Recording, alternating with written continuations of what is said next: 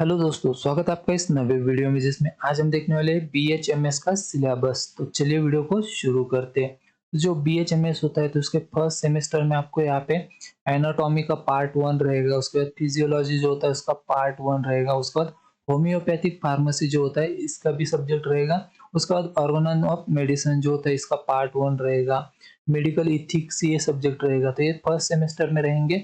उसके बाद second semester की बात करें तो यहाँ पे आपको एनाटॉमी का पार्ट 2, उसके बाद फिजियोलॉजी का पार्ट 2, उसके बाद बायोकेमिस्ट्री ये रहेगा, उसके बाद ऑर्गेनन ऑफ मेडिसिन जो पार्ट सेकंड यहाँ पे रहेगा, उसके बाद मटेरिया मेडिका जो होता है इसका पार्ट 1 रहेगा। तो ये सब्जेक्ट होते हैं।